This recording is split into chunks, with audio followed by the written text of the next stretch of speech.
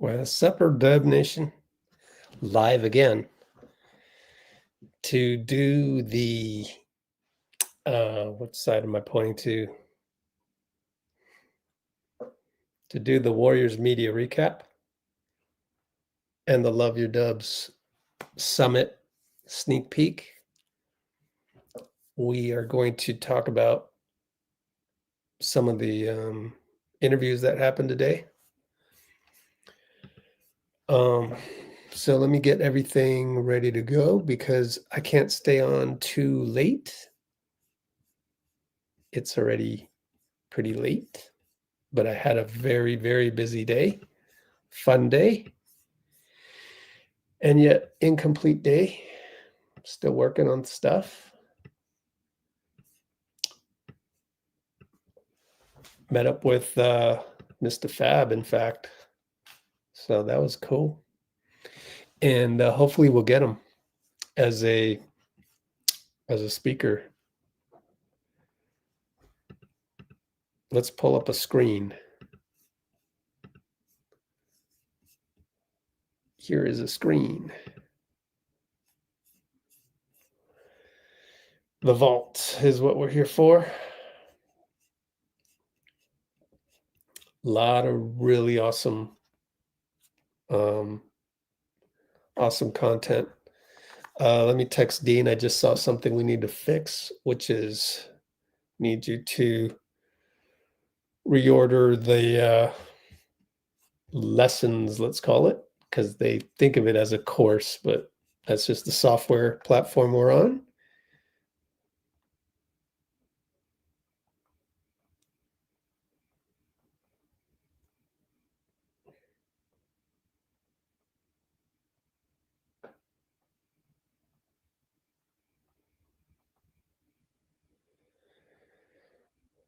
Okay.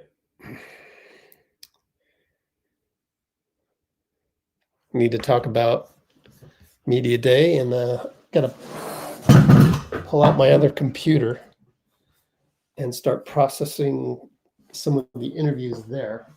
Believe it or not, still multitasking, wondering if any of our Far East followers are going to show up. Would be nice. Throw a couple of these into our AI. Boom. All right, now we're just waiting for Dean. And again, loveyourdubs.com is the website. It will instantly make you feel really good about the Warriors, make you feel part of the team again, and it's pretty cool. Wow, I couldn't post on Facebook. Let's see, test Facebook comment. Interesting.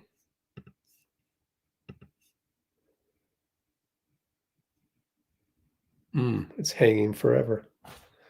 Oh, I wanted to go live. Oh, cool. It worked.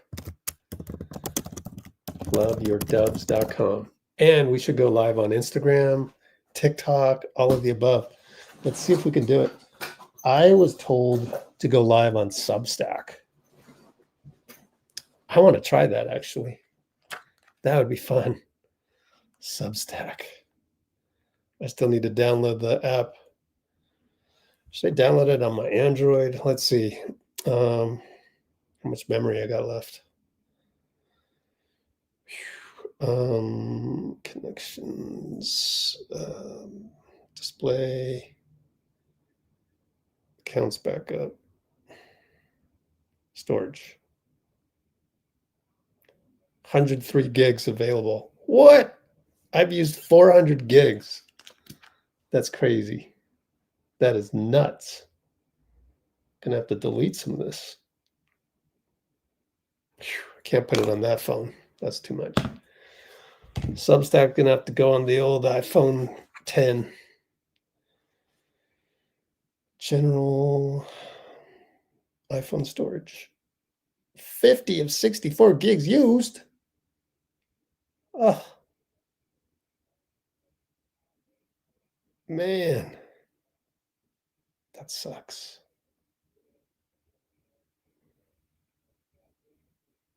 Wow. I really don't know what to do here.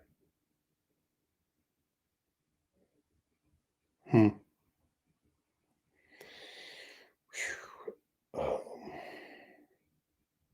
completely out of memory on every platform.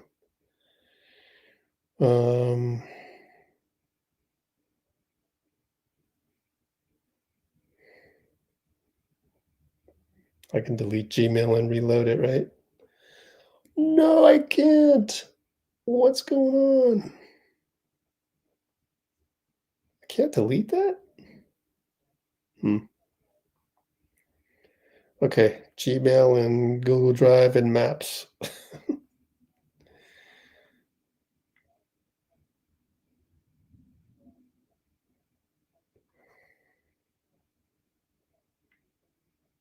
Google Drive and Maps.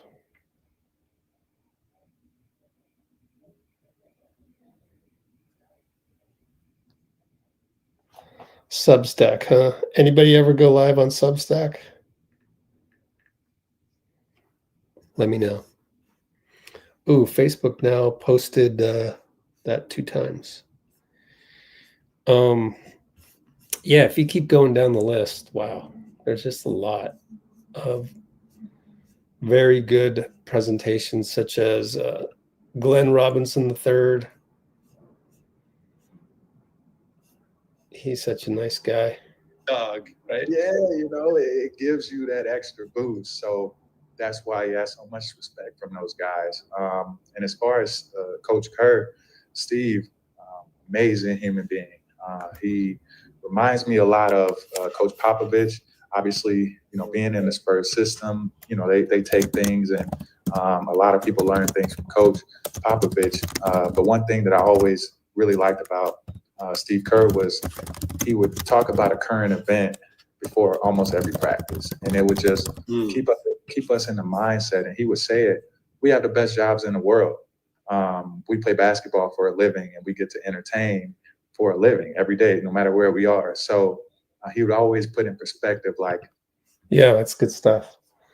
Which we kind of knew, but is good to rehash and remind us the human side of our warriors.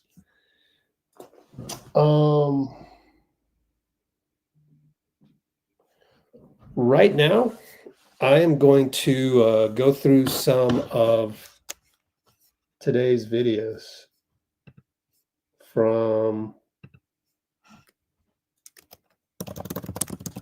Media Day.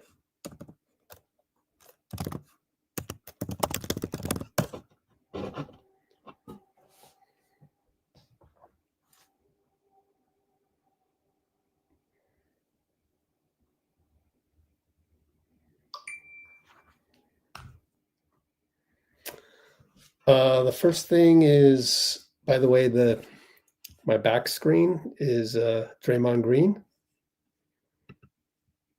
There he is. How's it going, Rich? All right. How you doing, Dean? Yeah, not too bad. Okay. Well, I was going to just play some of the Draymond Green stuff based on what I saw, but how's your day going? Why don't you talk for a while? Yeah, loved the media day. I thought, all 3 of our main Hall of Famers who were signed, at least Steph, Dray, and Jimmy, really had great things to say about, how confident they are in the Warriors going forward, and how much better they think they can be with 82 games. And that was something that I was really paying attention to, the questions about the 82 game, full season, and hearing like Draymond say, "I'm glad we have I'm glad we have 82 to, I'm paraphrasing here, but, to come together and to,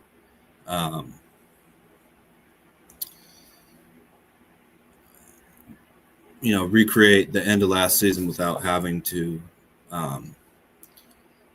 play 3.5 months of playoff basketball.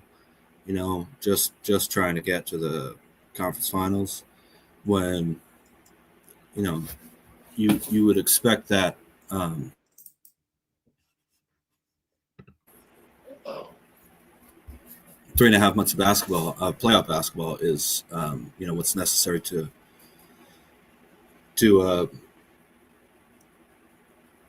go to the NBA finals, right? I mean, May, June, it's like 2 months, a little bit in April.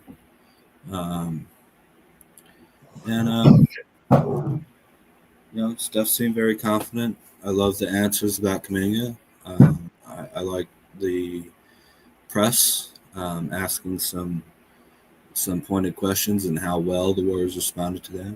And it gave me a lot of calm, going into the season, hearing all these guys sound so confident. Also Draymond saying, recalling different contract negotiations that he had, saying, excuse me, how he thought maybe he'd be gone 2 years ago, and here he is at media day number 14. Steph saying he'd like to hear it. He was going to trust hearing it from JK himself, and doesn't listen to the noise from agents or news media in that way when he's got his teammate in his locker room that he will trust. Jimmy just being hilarious too, talking about Buddy Hield and all these people. So, I was very excited to hear the kind of confidence that the Warriors had. How's it going, Dean? Please leave a like, everybody. Let's see how many we have.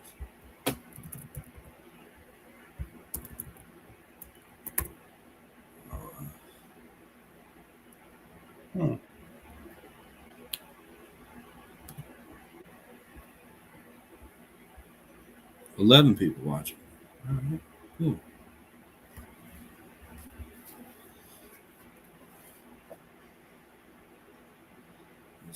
Season.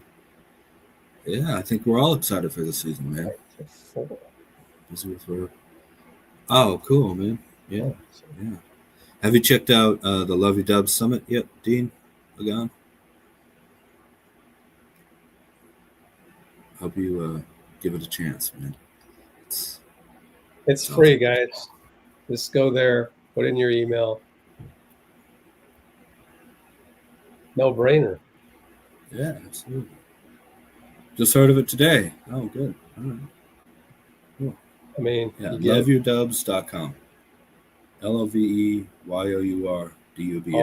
on the side. Dustin Cannelin, the guy who designed the town jerseys.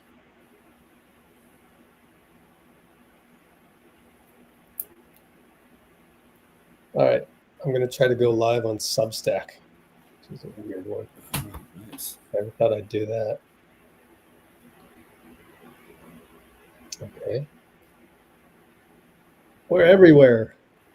Scheduling, send email when live video starts. Why not?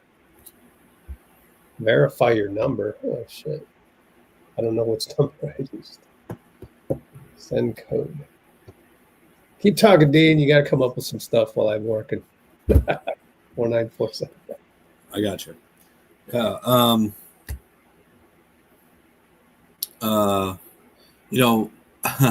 Obviously, there's still the Kuminga thing going on, and there's been news about players that we signed. But I have to say, from what I heard from Draymond talking about allegedly getting a 7-foot, player from the Dominican Republic, who can shoot and rebound like Al Horford. I think Draymond's going to be super, super excited about playing perhaps with Al Horford. And that was a huge thing I took away because, it seems like for the first time in a long time, Draymond is confident that there's another player out there, center, who can really close minutes in big games, without him having to play the 5. And I think that's a huge benefit coming up for the Dubs. Just seeing Draymond not have to be in the lineup with players who are smaller than him. And Jimmy echoed those sentiments too. And Dean says yeah, absolutely. Dean says he hopes the JK thing gets resolved soon. Hoping for the best situation for everyone. Oh, and he signed up to Love Your Dubs. All right. Yeah, Man, Dean you have no idea. Dean Agon. It was. Yeah. Mm-hmm. Media Day recap. TikTok doesn't allow me to write a long title. Media Day recap plus Love Your Dubs. Sneak peek. Done. We are live on so many platforms right now. It's ridiculous. TikTok. That's the advantage of having 3 phones. Yeah. Yes. Okay. So that's pretty good, Dean. You watched all of the interviews. Good for you. Yeah, I tried to. Mm-hmm. Although I haven't seen Kerr or Dunleavy or Lacob. No Kerr today. They delayed him. Same thing with Dunleavy. Okay. Have you guys? Well, let's just answer these. Seth, don't know yet. You saw him on the socials. What does that mean? Meaning you saw Seth mentioned on our Discord, which is free? Our Discord is free. Oh, you better get on there right now, man. So many things are free that people don't realize. What's up, Javanch? So is Twitter, and yet I bet you get more value from our Discord than you would Twitter. I'll bet you. Unless you're the complaining type. In that case, go ahead. Yeah. Not on our Discord. So that's the thing on Seth. It's on our Discord. Just search Seth on our Discord. You'll find it. In fact, I think there might already be a Seth channel. I can't remember. Can't really look it up right now. Let me check. Maybe not. Terms of service. Okay, Discord. Sure. Looking on the list. I don't think I've changed it to Seth yet. I would probably. I was all ready to change. By the way, let's say Dean liked the Draymond and JImmy podiums, and it is now at the 19:15 mark. We are saying I was going to have Seth Curry's channel on our Discord because there's so many channels. If a guy leaves the team, like the Looney channel became the Horford channel. However, you can still search on Looney and it will probably, for the most part, take you to the now Horford channel. Just scroll up and you'll have Looney stuff. I thought it was going to be Pat Spencer, but it turns out he got a 2-way contract today. So that means... Yeah, we figured that out on the last live, didn't we? That he was eligible they immediately signed him. So pretty happy about that. What do you mean we figured it out on the last?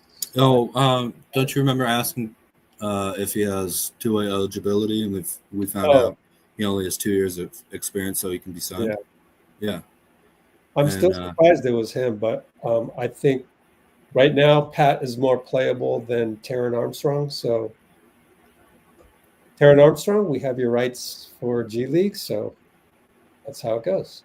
So, but play better, and then we could swap it if necessary, because the two-way contract is so in control by the team.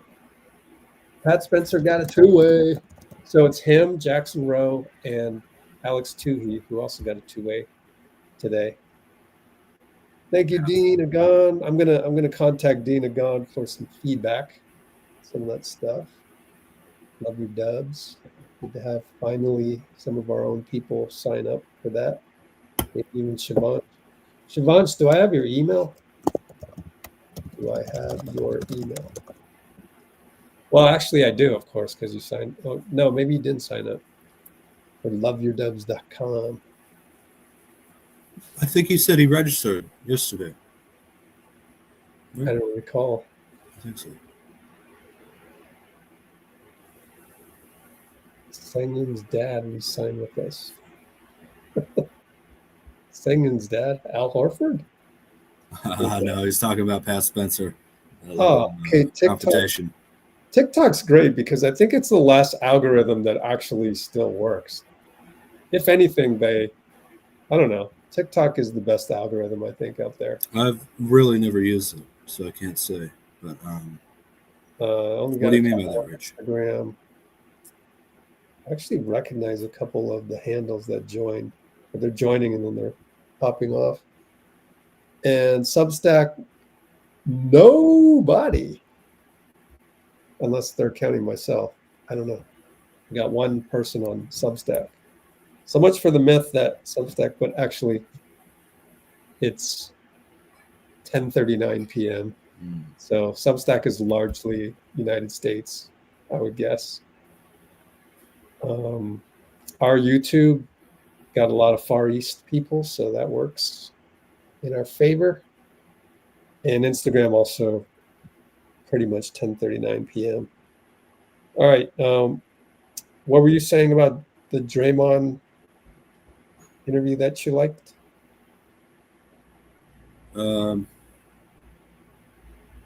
Just how he seems confident, that he'll be able to close games, not having to play the center, with Al Horford out there. He can play more than power forward.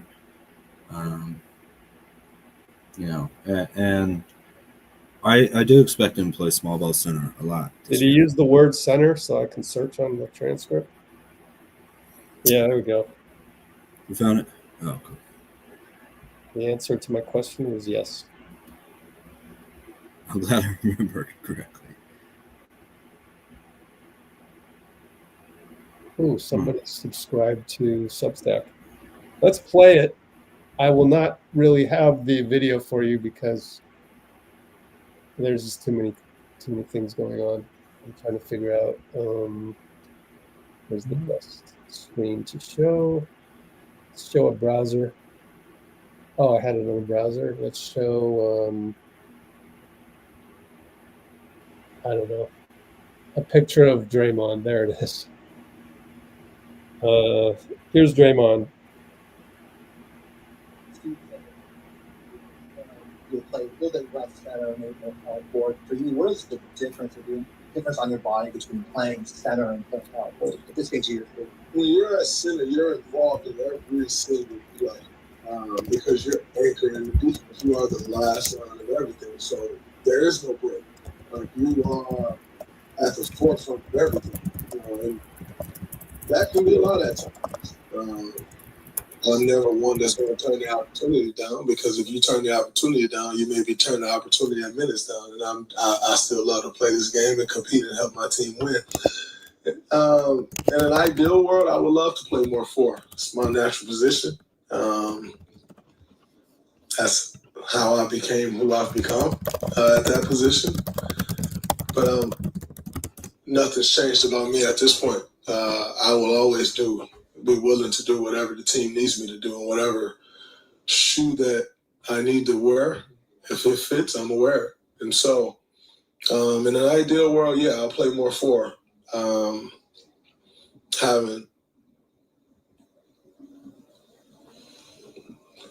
Am I allowed to say, theoretically having Al Horford can help with that. So, yeah, it was, it's tough, but playing in the NBA is tough, and living everyday life for a lot of people is tough. So I'll take my tough. Draymond, how much? All right. Any other ones of that stood out for you? Well, Jimmy mentioned something about him as well, although I don't remember the specific phrasing. Also, the other thing was just, honestly, Steph saying, I'll hear that from Kuminga himself. And I don't listen to hearsay or agents said. I thought that was really a great response. To just like what do you think about Aaron Turner saying if Kuminga gets the player option, he'll buy in? And he was just like, I don't worry about that. He's my teammate. I'll listen. Yeah, I listen to JK. Anybody pay attention on Twitter today if that was twisted in a way to throw Aaron Turner under the bus? Because it wasn't really about Aaron Turner. It was just really about... Yeah. He didn't say Aaron Turner's name, by the way. I want to make that clear. He didn't mention him by name. But he said, I don't listen to agents. Yeah, and he did. Danny Everman, who actually asked the question. Yeah, all right, right, Danny. It's a fair question. It's a fair question. And he's got to do his job. Mm-hmm. And I wonder if social media took that and threw Aaron Turner under the bus. I think Aaron Turner is doing a spectacular job, honestly. You are going up against Joe Lacob, who has negotiated very handsomely profitable deals in Silicon Valley for pharmaceutical companies. So this guy, this is small potatoes. You guys realize that, right? This is small potatoes for Joe Lacob. This is nothing. That's why, and I happen to be on Threads just now, and it fed me I like Threads. It's pretty good. It's okay. Instagram actually has the best feeding algorithm, I think. Twitter, the worst. I don't know about TikTok. I'm not on TikTok enough. So what was I saying? I was on Threads, and it took me to the Anthony Slater, Aaron Turner interview, which I actually missed on September 18th, I guess it was. And Aaron Turner in that interview was saying that they're taking advantage of a dry market, and they're just kind of like wanting a deal that has no risk to them at all. And that's why they want the team option, the get rid of the no trade clause, of this and that. That was 11 days ago. That's what you do. That's what you do 11 days ago. So that's what Lacob's supposed to do, is to present you an offer and see if you bite on it. And every time we come on this live stream, I say, Lacob can't help it. He just loves a good deal. So that's what happened with that. And so that's why we are in the stalemate that we are in. And as I said on the last few live streams, Jonathan should sign the QO, push the paper across the desk to Joe Lacob and stare at him in the face. I dare you.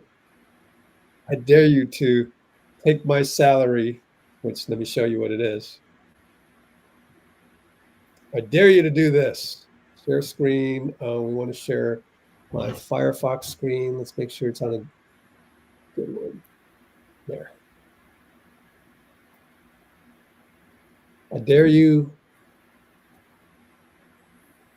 to make this number go from what it could be now, which is 20-something million. I dare you to make it 7.9 million. I'm crazy enough to do it because I'm pissed off. Steve Kerr has given me DNPs. I'm ready to take the qualifying offer. Here, let me show you.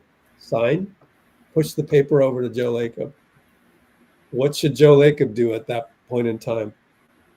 He has no choice. He needs to rip up that paper and say, okay, what's it going to take for you to have your salary slot be 20-something million? And that's how JK will win the argument. I'm pretty confident of this. However, I could be wrong. Been wrong before. I'll be surprised, though, because I think the only thing worse than JK taking the qualifying offer and putting his career at risk like that, but he's fed up, right? He's just, I just want to play. I want to play so badly. I want to play and be a good a factor on a team and score a few points. Don't make me just do everything Guy Santos does. Run a play for me. I want to run a play for me every now and then, not every time. Steph can even be on the bench. You know, run a play. This is not wrong because the man can score buckets. He proved that against Minnesota in case of recency bias. Just once in a while. I just want to feel like part of the team, and don't DNP me ever. You don't need to put it in paper. Just stare at me in the face and tell me that you're not going to do that anymore. And that's fine, right? And the reason why he feels that way, that will result in him signing the QO and pushing the paper across to Joe Lacob. And then the only thing worse than that is Joe Lacob accepting the qualifying offer.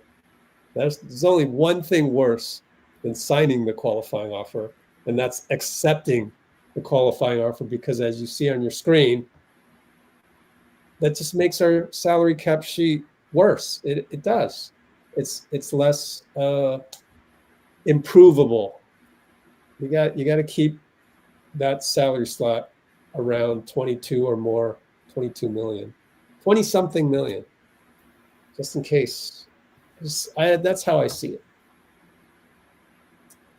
I totally agree with you, Rich. I mean,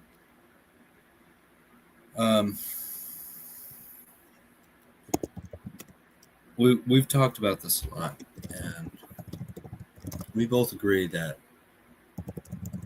you know, JK can do more for the team, you know, read the triangle type offense a little better, rebound a little better. But like, let's stop jerking him around, you know. Let's stop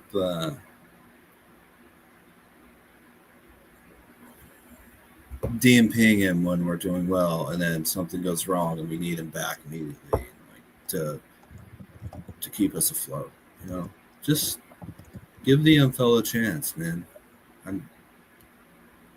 I don't know, you know, how much stock other people have on Kuminga Island, but I've got a lot. I've got a lot of stock on Kuminga Island, and I think if we give him the opportunity, first and foremost, we can just see what he really has going for him.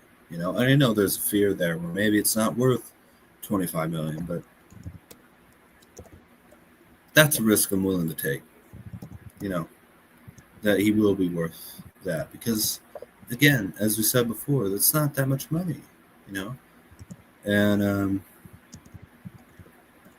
So I like the way you said that, Rich. It's just like, let's figure this out. We have to anyway, basically. But it's also like, it's got a lot of upside figuring out how to get Kuminga to be able to play at his peak in the system.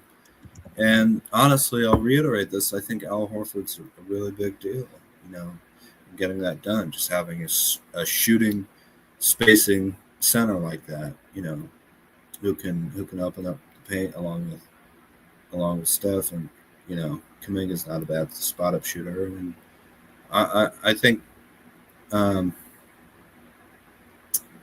you know, I can't wait to get this contract stuff over with and hear Jonathan, hear Horford, Al Horford, hear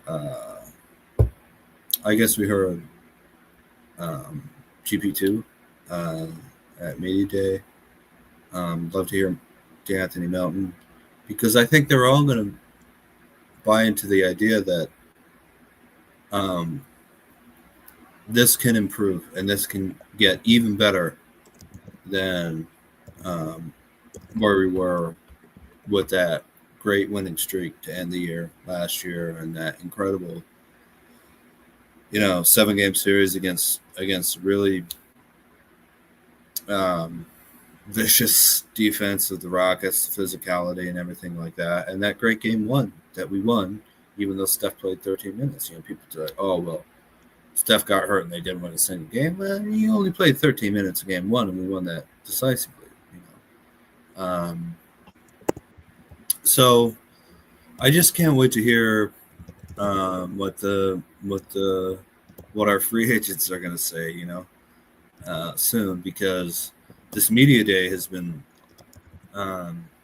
very uplifting. And I know, you know, you always start. I look, I'm not naive. I hope. I know you always start off the season with high expectations and everything like that, but I don't know. I think it's legitimate in this case. These guys seem very confident that they can repeat what they were able to do with Jimmy Butler at the end of last year and add Jonathan Kuminga's talents. On top of that, with some really, really solid free agent signings.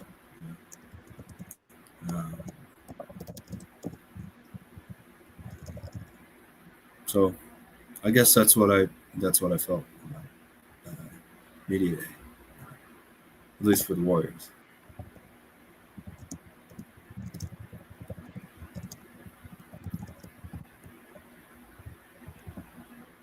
Comparing the Eric Pascal situation with Jonathan Kuminga, it's apples and oranges. Moses Moody. Comparison is the thief of joy.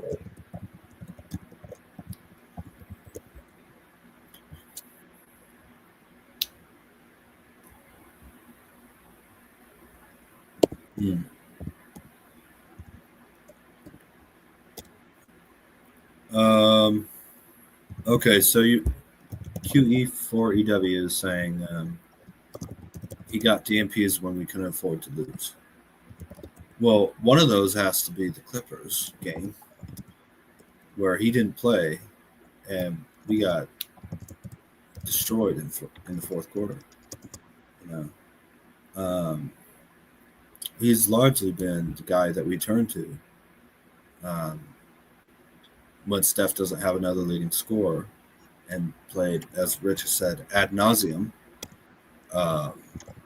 Use the inverse screen play, you know, where Steph sets the screen for JK, and Kuminga is able to attack the basket, draw a foul, where Steph's able to get an open shot off of that Kuminga drive, or, you know, 4 players. Defensive attention is on those 2, which means we have 1-on-3 basically on the perimeter. And again, I think Melton, hopefully Seth Curry, Horford, absolutely. You know, those are incredible shooters. I mean, those guys can really, really light it up from the 3-point line.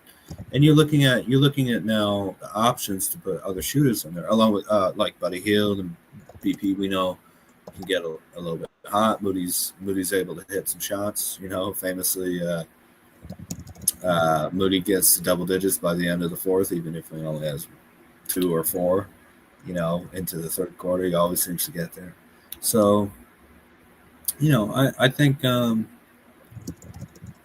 understand what you're saying, but we're Warriors fans, and Kuminga showed me enough to want him to succeed on the Warriors before we get rid of him and send him to another team. And that's just the way fans are. If you want to be a critic, okay. You can't send him to another team even if you wanted to. There's no deal.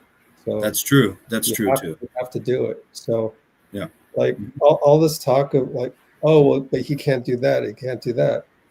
It doesn't matter. You got to fit him in. He can do these things. He can't do those things. You can ask him to improve on these things.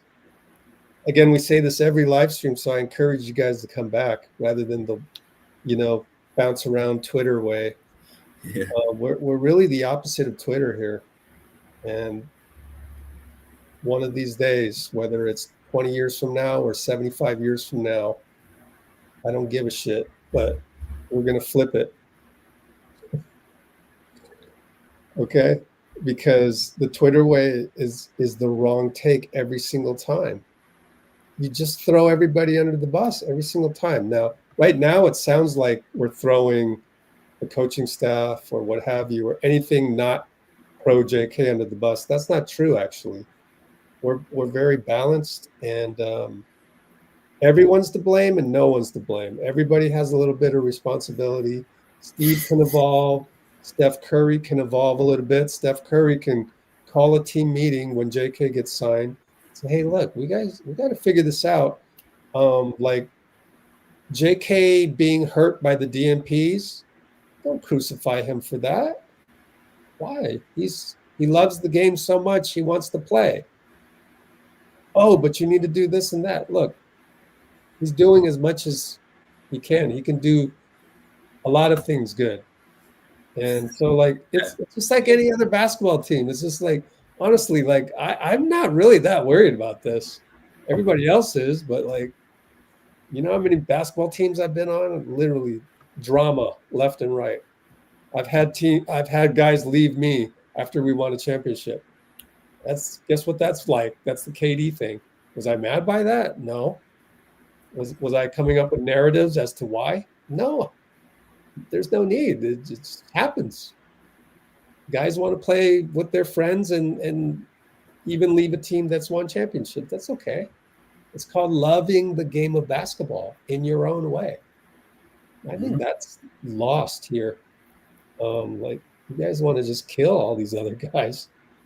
I'm asking you guys to stop throwing people under the bus. That's all I ask. It's that simple. And that's what we're doing here. That's why I'm doing the summit. It's called Love Your Dubs. So go check that out. LoveYourDubs.com, as it says on the screen right now. Mm-hmm. Oh. Yeah. Oh, leaps from Brandon Pajemski, Trace Jackson Davis, and Quentin Post. Yeah, I mean, I'm excited about them too. In fact, I was thinking about it. Under 28, for sure. Under 28-year-olds, we have Brandon Pajemski, DeAnthony Melton, Moses Moody, Jonathan Kuminga, and Quentin Post, and Trace Jackson Davis. That's not a terrible group of young players, you know. It's better than terrible. It's not bad. And you know, this is something where you hope that what JK is going through right now is such a young player. 22. Oh my God. Do you guys remember when you were 22? Man. I almost feel like we're giving one guy in the comments too much attention. Sometimes we try our best.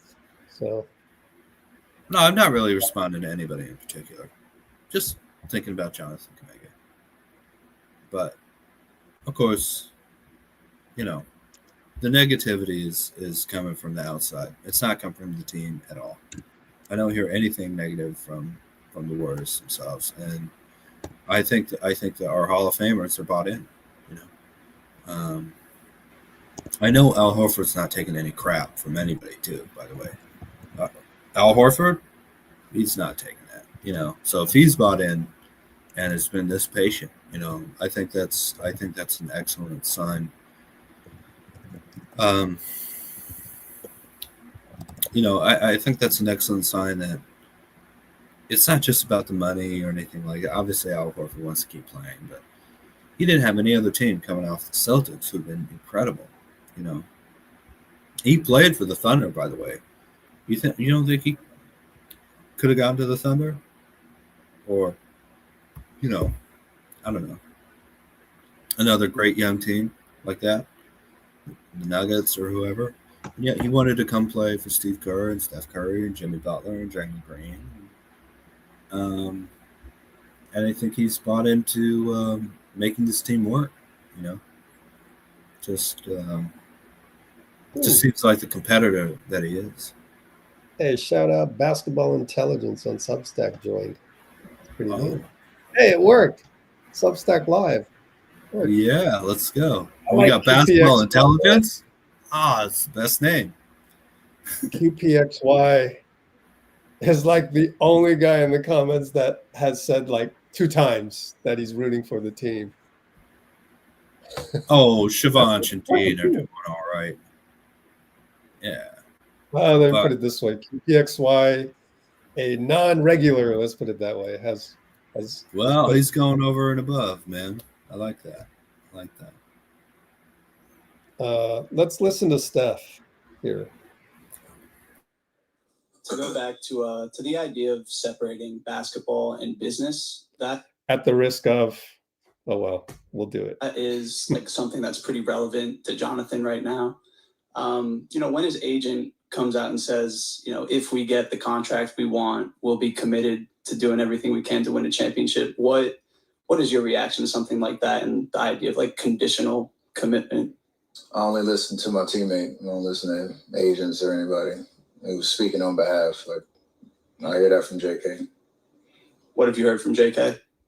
And he'll be committed when he gets here. I just know from man to man, he didn't want to have to be in the way of anything. So let that situation play out. He can speak for himself.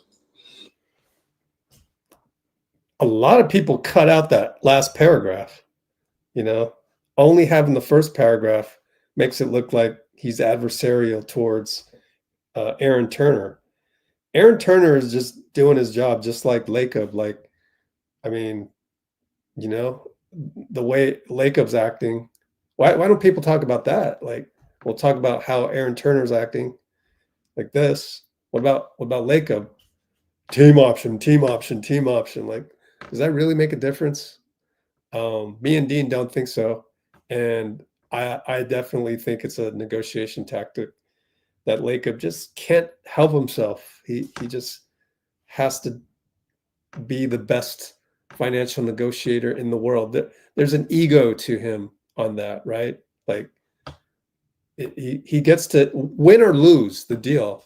He gets to brag about it with his, you know, venture capital circle people that are like, you know, oh yeah, we've seen you in the backroom deals on these pharmaceutical companies, but oh, how did that whole thing go down with Jonathan Kuminga? You know, you're our guy, Joe. Wow, you know, I mean, come on. There's a huge portion of this that is feeding Joe Lacob's ego, because it's ruthless negotiation. So Aaron Turner has to be ruthless back. And a lot of it is just the way it is. Like, you know, it's a dry market.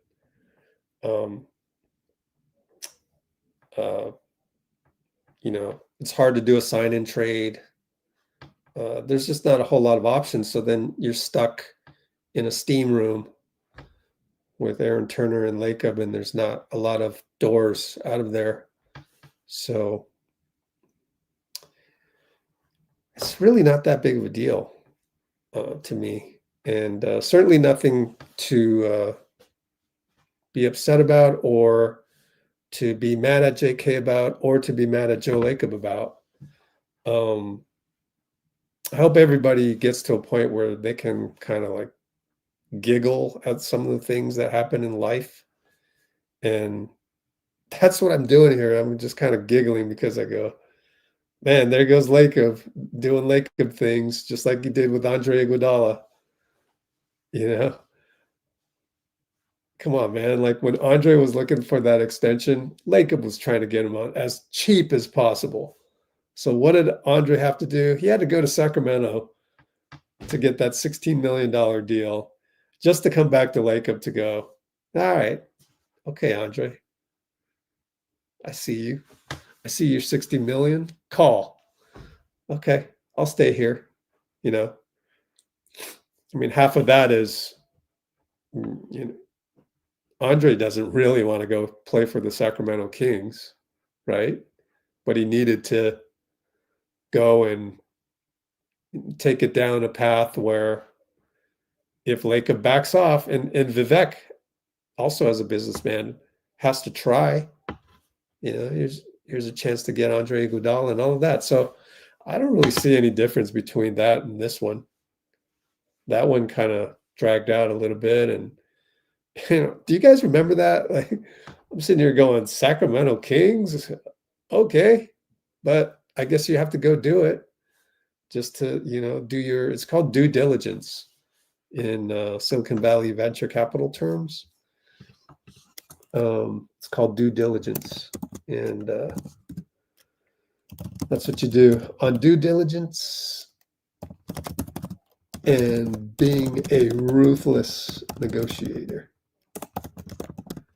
All right. So we had to play that, and I'm glad we played stuff talking about that because it ended up, this is the thesis that he wanted to leave, but true to Twitter form, they skipped that part.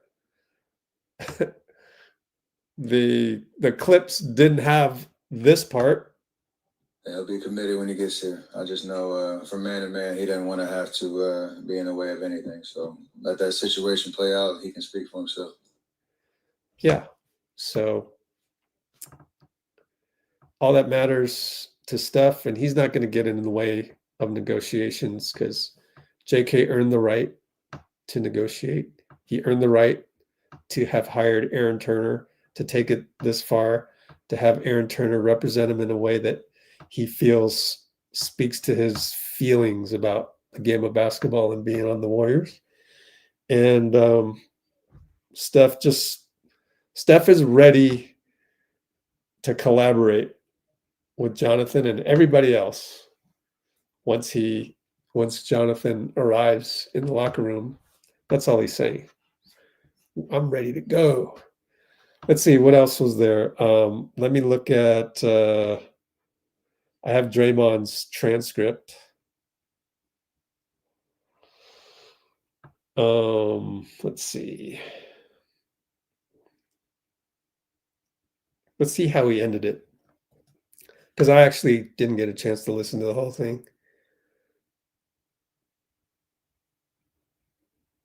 Okay. Yeah, there we go. I mean, you know, the funny thing is like, Draymond's not mad about it either. So take their lead.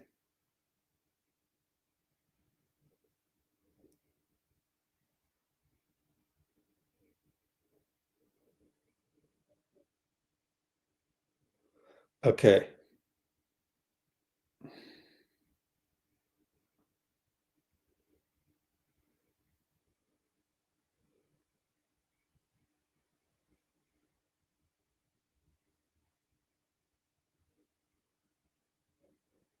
Yep.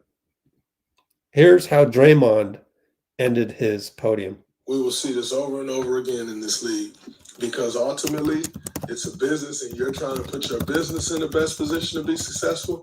And we are individuals that go to when you go to the negotiation table, you don't go to the negotiation table with the team. You go to the negotiation table with your team, by yourself. Meaning you got to try to do what's best for you. And that's what Jonathan is doing, and that's what he deserves to do. You work your tail off to get to the NBA. You earn the right to go negotiate.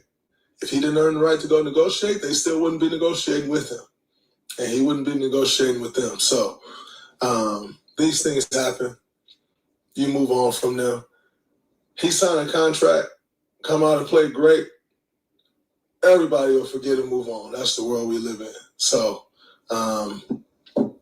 yeah, that's kind of my take on it. And what was the question? I wonder who asked the question. See, I'm a little bit different than the clip mavens on Twitter. I prefer to get the context. And he also said, 2 years ago, I thought it was over. I thought I was out of here. Draymond giving the long answers, which are great for quotes. I can't even find out what the question is. Here we go. How do you view his future here? And Oh, it's Slater. Way to go, Dray. Slater's always pretty fair. I don't even have the Jimmy transcript in here yet. Let me load it, and then we'll close on that. But yeah, I'll tell you what, man, if you're feeling blue or you're feeling like this whole Jonathan situation is dragging you down a little bit, come join the Love Your Dubs. Because I guarantee you, once you watch some of these videos, you'll feel really good. Pick one. What's in the next module? What is that? Okay, gotta go back. Still filling those out. That's a big to-do for me coming up, even though I gotta stay up late and do a bunch of other ones of those interviews. How about Bram of WarriorsHuddle? Here we go. Bram of WarriorsHuddle. He's good. Kim Kardashian documentary first, and you end up thinking, my God, Kanye is crazy. Thank God they protected the kids. They needed to get them out of the house as quickly as possible. They've handled it perfectly. You stop, you watch the other one. Now you think, holy shit, they didn't give Kanye any chance at all. They used the media to make him seem crazy. They've stole his family away from him. Everything that's gone here is super scandalous. And what it taught me is just perspective. If HBO did the same thing on JK, I bet you I would change opinions depending on each. You know, if they gave me the one from Steve Kerr's perspective, and it was insinuated that, look, they needed somebody who could rebound and hit the three, and it didn't matter how many times they gave him a chance, he never made that distinction. Ultimately, they had to go out and get a superstar who played the exact same role. JK got hurt. Jimmy took the role over. It was what it was. What the hell can you do? But if you get the other thing, and from JK's perspective, you've got this young, athletic scorer on a team that has no youth and no athleticism. You knew you weren't going to win. You couldn't find him 30 minutes a night to figure out what his value is.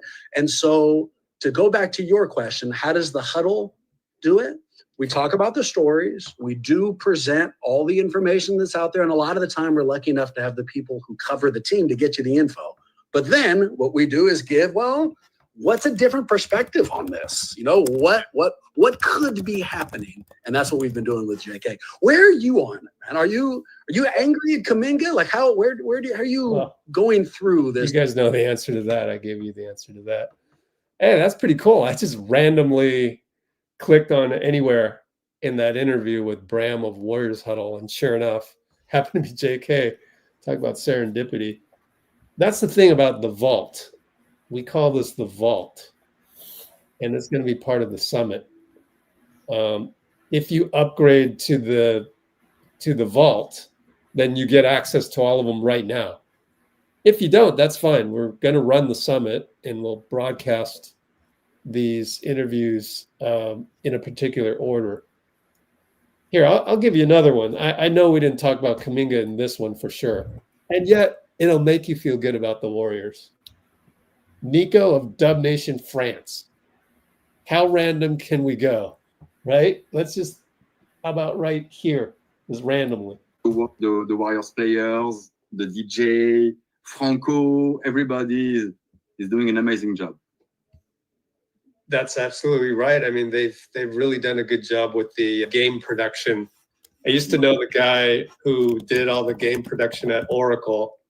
So they were the pioneers of that from way back during the Kohan era, when their primary goal was to make it as entertaining as possible for the fans because the team was so bad. We're going to lose, so we better do all these other things like tossing the t-shirts and all of that. So he was a pioneer. Shout out to Brett Yamaguchi, who is, I think, gold medalist, right? Ice skating, Christy Yamaguchi's brother, ironically. So yeah, it's great. I can't wait till you guys are here in April, and let me know if I can help with anything. But you guys, I want to see you because every year we don't manage to see each other. So that's mainly my fault, because I get too busy and then I get buried underneath the Warriors content pipeline. But I'm learning how to manage that better, and so I should be able to do a better job of that. The guy we used to see each other in Santa Cruz, if you remember. Oh wow, yeah. I actually go to Santa Cruz more often now because I have a friend that lives there.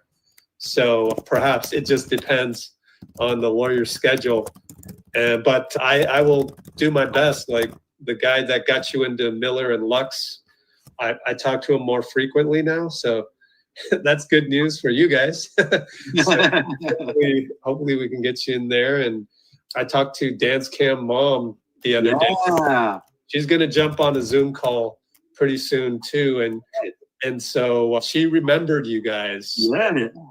And so maybe she can get you in as well because she obviously has access there. So yeah, it's wonderful to have you guys. Maybe we could step back a few, which is how and when did you start the Twitter account, DubNationFr, DubNation France? It was 10 years ago. It was 10 years ago because an account already exists, and the guy wasn't able to continue because of his work. So he asked me to live tweet the 2015 playoffs, and I liked it. So when he closed the account next season, it was the worst moment of the Warrior history to close the account. I said to myself, with two another guys, but who don't stay a lot with me, okay, we need to do another account, and that's why DubNationFr was created. Like 10 years ago. That's great. Yeah, and your following has more than Spreewell. Exactly. Spreewell did more than Chris Webber, obviously. Exactly. Oh, Nico was another guy that is pro Latrell Spreewell. So that's another example there, and that'll make you, think back and go, oh yeah, we were rooting for Latrell like crazy back in the day. Unless, of course, you're too young to remember that. But yeah, I think it's time to call it a night. Did what I could. Come on here. Actually, we can go to now I have the transcript of Jimmy. Oh yeah. Let's see how it ended. Jimmy was great. Oh man. Okay. Let's just go to the end of it because there's a lot of good Buddy Hield stuff, I think. So much. There's so much. I could feel the evil coming off of you. Those two are lit, man. Those two should have a show. Oh, here we go. So we'll start with Jimmy Butler. It's about 2 minutes here, and he's going to tell us what it was like to do that whole mini camp in San Diego that he did at his house, which if you're on our premium Discord for $5 a month, you saw the video of Steph hitting 14 threes in a row. If you don't, and you only have the free version of Discord, well, you don't get to see that stuff. But $5, I mean, and in Jimmy's gym in San Diego. Let's play this, and I got to use the restroom. It was just let everybody know, like, I appreciate everybody. I want this to be a good time that we have. Yeah, we got some work in, but it's all about being around one another. It's all about having some fun, knowing this is a long year ahead. It's not going to be all good, but it's damn sure not going to be all bad. So when you look back, like, yo, look, we still in this thing together, even whenever we're drinking wine in San Diego and lounging by the pool. Just know that everybody's in this thing together. That's what that was. Jimmy, over here. Draymond has made a living basically being a 6'6" small ball center in many ways.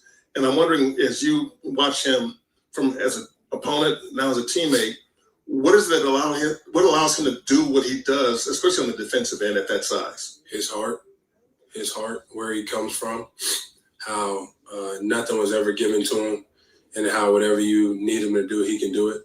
Just because he doesn't go out there and take 100 shots doesn't mean that he can't shoot 75, 80, 90 of 100. That's just not what you're asking him to do. You ask him to play the small ball center. You ask him to get 12 assists. You ask him to how many blocks he want, how many steals. He does it all. But that's just who he is. He's smart, dog, all heart. And he is who he is because of where he comes from. Do you think any of that changes as you get older? Nah, you made like that. No number that you can put on age is going to change that. He going to be like that in every aspect of life, and it's a good thing. In business, he going to be like that. Basketball, like that. As a father, husband, all of that, like that. I knew it. I could just feel the evilness. I can feel it. I knew it. They don't even want to talk to you. But did you hear the nice things I said about you? What did he say about me? Nothing. That's why you didn't hear them. Wrap this shit up, please. All right, everybody. Bunny Hill to everybody. Mo. Good old Jimmy and Buddy, man. You know what I love about that is Monty Poole. You can hear Monty Poole chuckling. Yeah. My guy, Monty Poole. Mm-hmm. Okay, guys. Anything else? Yeah, I answered Dean Chambers' question. Yeah. The evolution of Steve Kerr is to be a coach in the CBA era, in the second apron era. You got to be real careful about your DNPs in this era, because you piss off somebody on your team, they can do something about it. Back in his day, you piss off somebody, can't do nothing about it. I'm lucky to get a veteran's minimum with the Spurs. It's not the same anymore. Second apron makes it real hard to move around certain guys, and it just depends. But it's a hard cap. So it's kind of a hard cap. That's Draymond would tell you, it's a hard cap, just to make you think. It's not really a hard cap, but pretty hard cap. The second apron's pretty punitive, man. Yeah. Let's see. Oh, you saw Raymond Ritter? Oh, cool. I know, right? Okay. Anything else, people? Anything from you, Dean? Tomorrow we get Steve Kerr, I think. Oh, that's amazing. Yeah. Have you heard anything about Seth Curry? And, nope, not since what I posted on the Discord, which is this kid who seems to have sources. As I said, he's like 51%, 49. AJ or something? Say what? AJ or something like that. Ari. A-R-I. Ari. The kid refuses to give his last name. There's people who think it's the same Ari as the one that, back in the day. The kid that I don't even know what happened to him, but some of these kids do have a lot of sources because AAU so prevalent in America and all of that. So Ricky Goodman, I haven't even looked at any of his tweets lately, but I'm trying to get him on the panel, but he went and got a new job in Guatemala to run a company for a friend. So, okay. So he's hard to get a hold of, but fair enough. He's very well known in AAU circles. And I asked him point blank, I said, Ari kid, is this reliable? And he goes, well, he's got a lot of sources, but I say 51% hit, 49% miss. And oftentimes he gets a lot of flack. Poor kid is getting hammered on Twitter sometimes for, tweeting out right after Shams, which then people say he's fake. But well, who really knows? But then once in a while, there'll be a really odd one that other people don't tweet about. And you just wonder. So we need a track record to develop. And right now for me, it's like 51, 49, 50%. So he's the one that tweeted out that they're targeting Seth Curry. I think didn't even I don't want to say it, but I thought we saw Seth Curry's name mentioned by. We can just look it up. Let's look it up. Let's go to Discord. Share screen window Discord. Here it is. I'm going to search on the channel known as Every Post, which is a curated channel. Seth.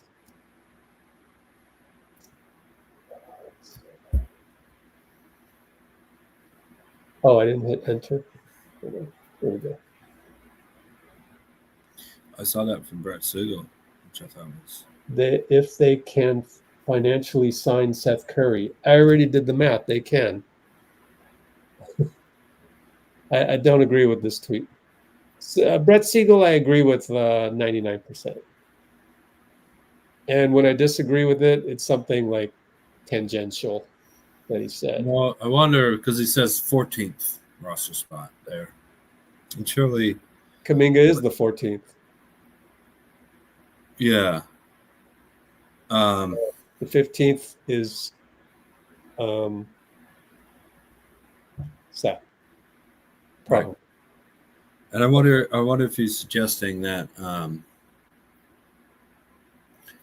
little bit of that contract might be part of the deal, or if it's a little bit of that contract. Who is that? Seth's contract might be connected with the Kuminga deal. Yeah.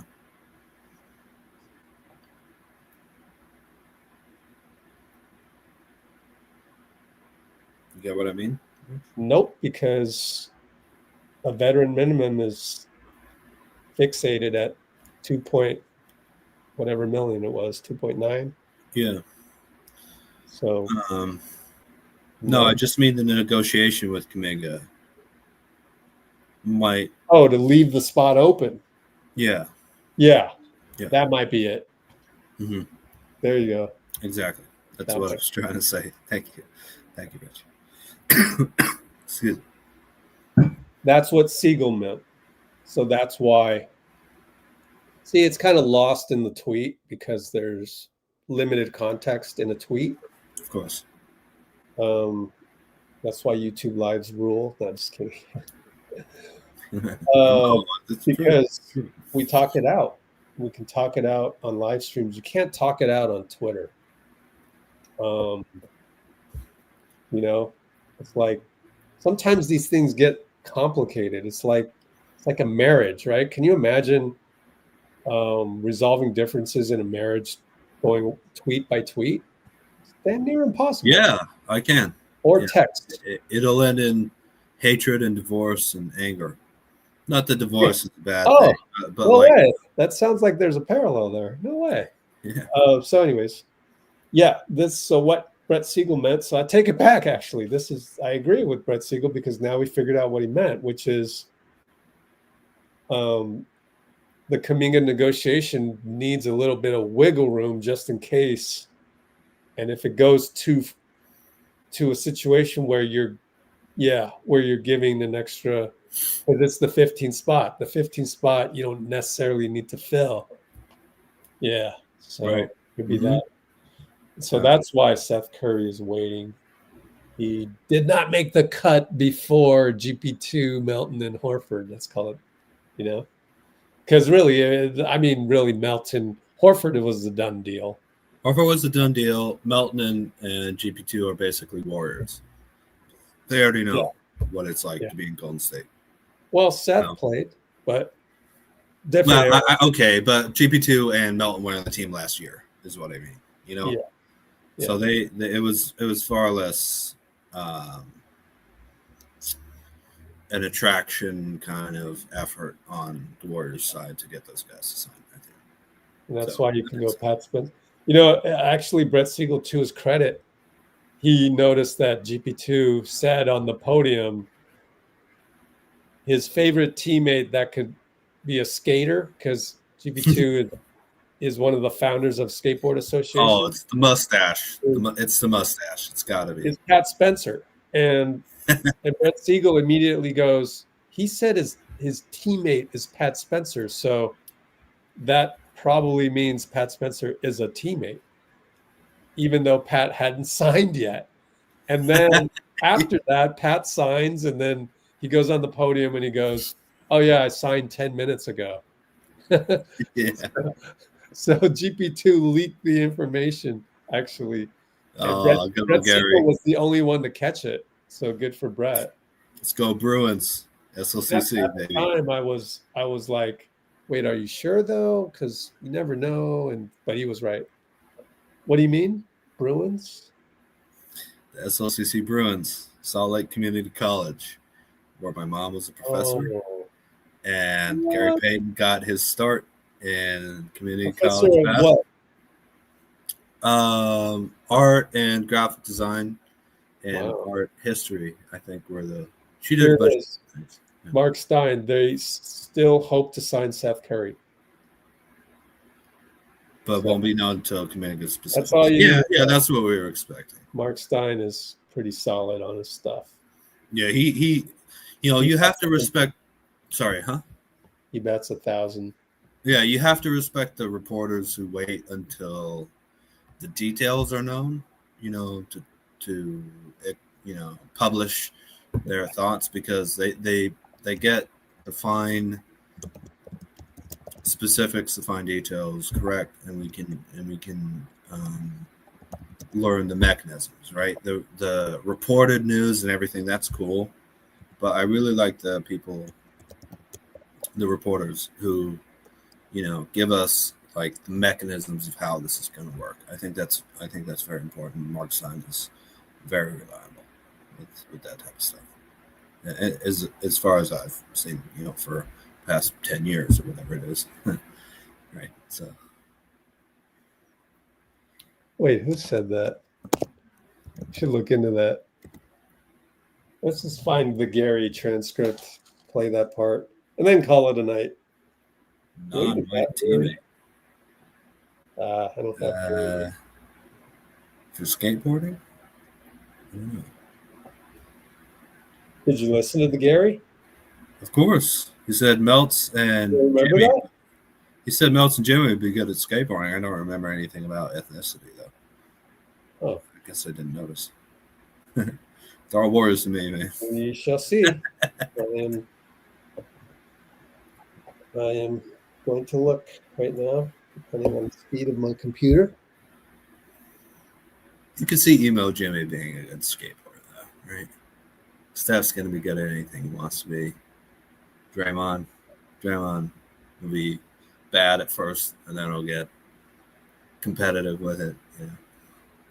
What I want to know is, can Mike Dunleavy skate, man? I feel like he should be good at He it. looks like a skater. He looks like a skater, right? With the haircut? Yeah. Yeah. Definitely. Like a skinny build. And Yeah. you see like knobby knees. Like Tony Hawk fan, growing up or whatever. I guess he was a little older than that. But College.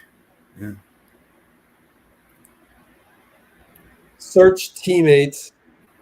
Here we go. Ready? Gary Payton. Yes, sir. 1 hour, 20-minute mark. GP2 on inadvertently breaks news of Pat Spencer being a teammate. Here we go. Let's play this. I actually haven't heard this yet. Gary, which of your teammates do you think would excel in your skateboard league? Which teammate would be a good skater? Surprisingly, I would probably go Pat Spencer. I feel like Pat just has that swag, you know, he can really do anything. Pat, I believe Pat, and maybe Jimmy's kind of on the heavier side of the skateboard, but I feel like Jimmy can surprise a lot of people. Can we pick a non-white guy? Marcus Thompson. Oh, that's crazy. All right, let me pick it up. Let me see. Shut up. Wait a minute. I'm trying to hold on. Let me go back. Can we pick a Marcus Thompson really said that? What? Let's do that again. Can we pick a non-white guy? I said Jimmy. Oh, that's crazy. All right, let me pick it up. Let me see. Shout out Jimmy though. God, I'm gonna go old Melt for sure. Did he really call Melton old Melt? What? Stop it. You're older than Melt. Hold on. God, I'm gonna go old Melt for sure. I don't know. Wait. Old Melt. God damn. You tricked me. This is crazy. This is crazy. I'm gonna go Draymond. Let's go, Dray. Help him teach some things.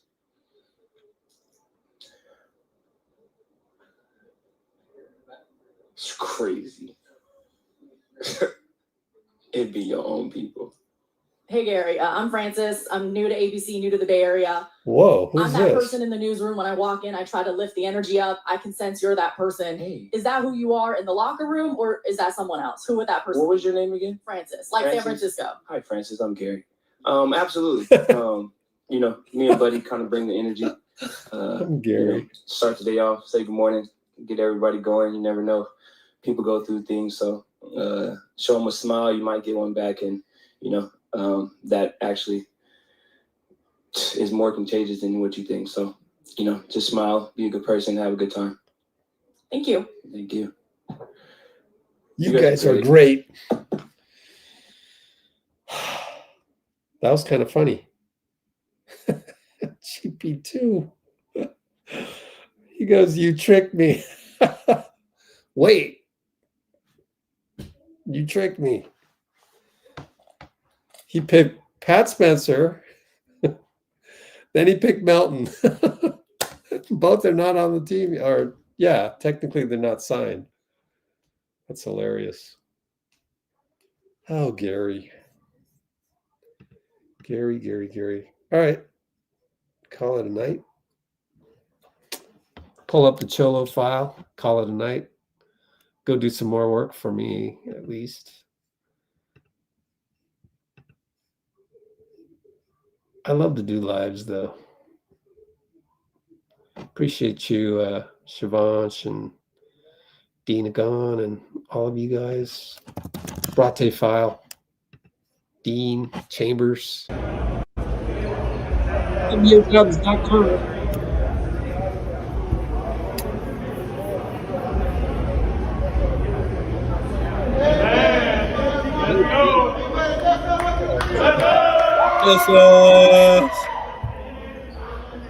Today he came back. He came here today talking about how he got a new blicky. For the uninformed, what's a blicky? You don't know about no blicky, man. You had a blicky? You told me you had a blicky growing up. Yeah. You was a shooter. That's right. Yeah, that's a blicky. More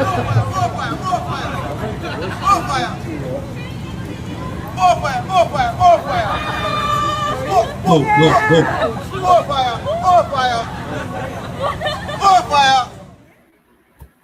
Brate. All right, everybody. Ending the lives. LoveYourDubs.com. Check it out. Oops. TikTok wanted me to do that. Unable to verify.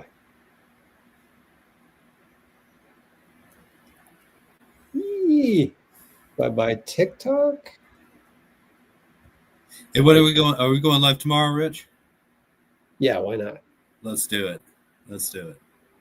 Sign up, loveyourdubs.com, and then come on here tomorrow. We'll have a lot of interesting stuff to say. Thanks, Dean. Thank you, Rich. See y'all.